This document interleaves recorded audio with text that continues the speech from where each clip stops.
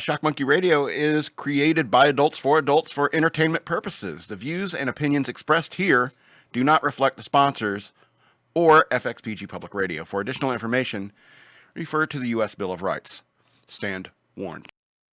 I got to pull it up. Anyway, I'm not going to dick around with this now. Let's get into the news worth knowing. So here's something that's really important. It came out like 3 days ago. This new George Floyd footage that got leaked. So the article I'm reading is, because it's been out for a while, a lot of commentary has been done about it. So the article I'm reading is entitled, Tucker Reacts to Leaked George Floyd Footage. Quote, why haven't we seen the rest of this video until right now? The American people should have been allowed to see police body camera footage of the moments before Minneapolis police officer Derek Chauvin pinned George Floyd's neck under his knee much sooner than this week, Tucker Carlson argued on Tuesday. Footage from the cameras of former rookie officers Thomas Lane and J. Alexander Kung, forgive me, was obtained by the Daily Mail and published on Monday. So it's the Daily Mail that leaked this. The video shows about 18 minutes of Kwang's Asian names. I fumble them all the time. Sorry, sir. Yeah, 18 minutes from his body camera and 10 minutes from Lane's. The footage shows 4 Minneapolis police officers struggling with Floyd this past May 25th before one of them, Chauvin, ultimately pins Floyd on the ground to the scene in a scene that sparked protests worldwide. Quote, the catechism has been written and it's in stone. George Floyd is a martyr, period, the Tucker Carlson Tonight host said. He continued to say, but in America, that's not good enough. For it's not a real answer. In free society, citizens have the right to know why things are changing so quickly. What exactly is the basis of this cultural revolution that we're all living through, Carlson asked. Once again, it may be some time before we can answer those questions with certainty. Maybe we'll never will.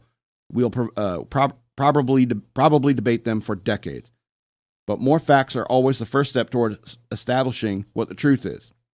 Floyd's death has been used to justify a nationwide convulsion of violence, destruction, looting, and in some cases killing, he went on to say. In addition to unprecedented levels of political upheaval, the wholesale reordering of our most basic institutions, Floyd's death changed everything.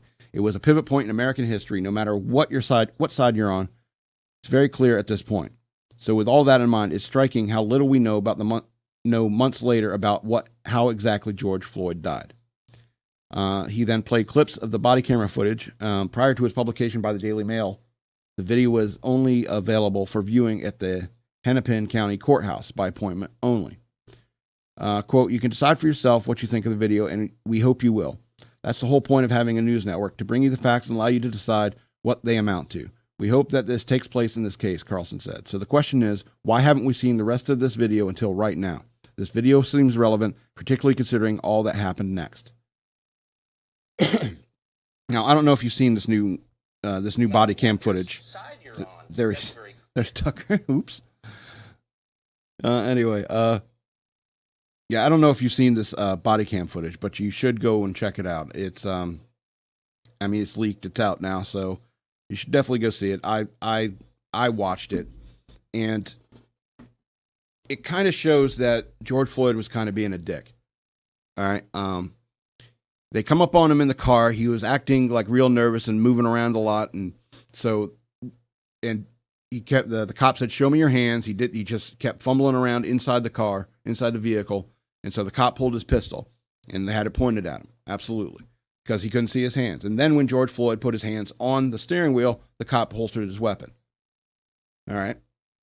And the whole time he's screaming and like acting erratic and so forth. He had 2 other people with him who complied, got out of the car and stood up next to the wall. And George Floyd is just acted crazy, acted like a fool, like somebody who's on fentanyl or something. And he's got no shirt on and so forth. And he's acting erratically. And so they say they're going to put him under arrest. And, he's fighting them as they're trying to cuff him. They say they're going to put him in the car. And he starts saying he can't breathe. And this was long before he was on the ground. Start saying he can't breathe and say, we'll put you in there with the window open. And they're trying to put him in the car. I don't know why once they had him in the vehicle, why they just shut the door and let him cry it out in there. I don't know why they didn't do that. But I think it's because he said he didn't want to be in the car. He wanted to be on the ground. And so that's when they put him on the ground. Now, I'm not saying that this guy should be dead. The guy was on his neck. That's not the way to do things, even if he was, fighting you. And he was kind of resisting and being a dick. But there's no need to pin him on by the neck. I'm saying that George Floyd should be in prison, not in the ground. All right? And so that body camera footage coming out months later after people just assumed that this was some sort of racist execution, and it's not the case. I mean, he was acting crazy. He was he was high on drugs, working himself up into a tizzy, and it just took its toll on him. That's what I think. I don't necessarily think that there was a racist intent.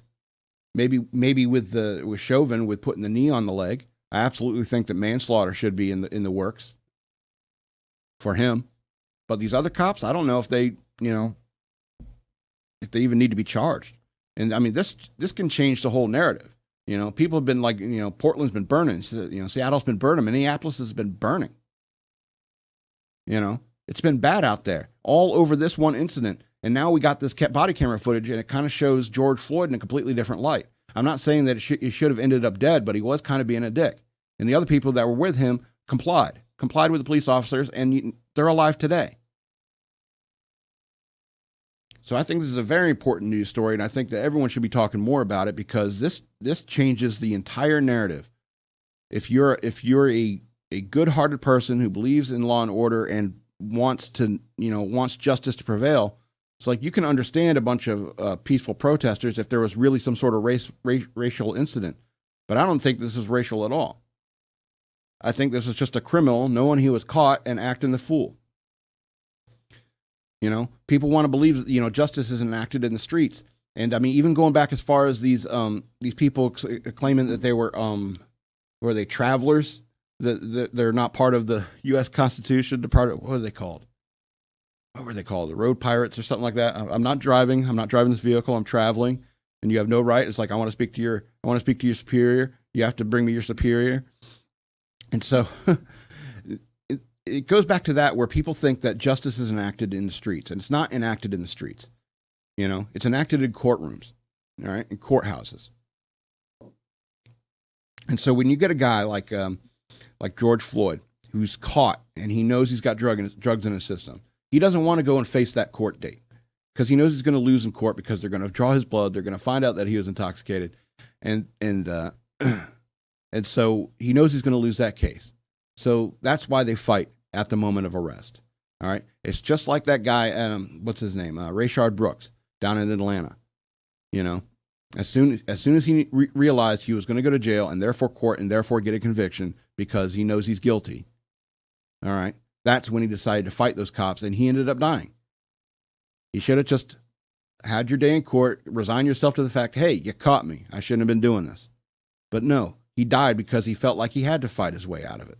And I don't know why he felt like he had to fight his way out of it. And somehow it's a racial incident. Get out of town. He fought those cops, stole a weapon. All right.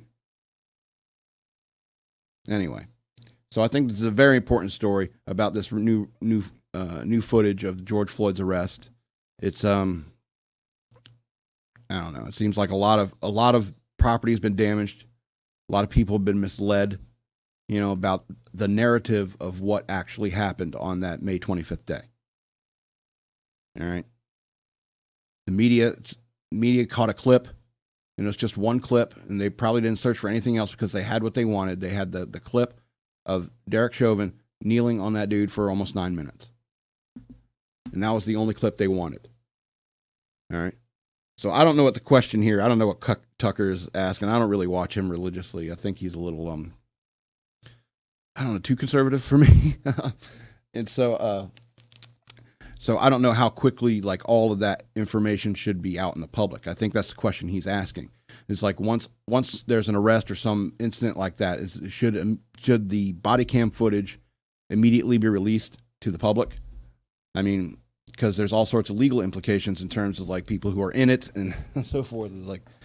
So I don't know how immediately you can release the body cam footage. So because I'm sure there's legal issues. I mean, with an ongoing case. I mean, that's why. I mean, it's an ongoing case. It's currently, being tried, and so that's, I don't know. It's a bunch of tough questions. It just raises more and more tough questions. It's a shame.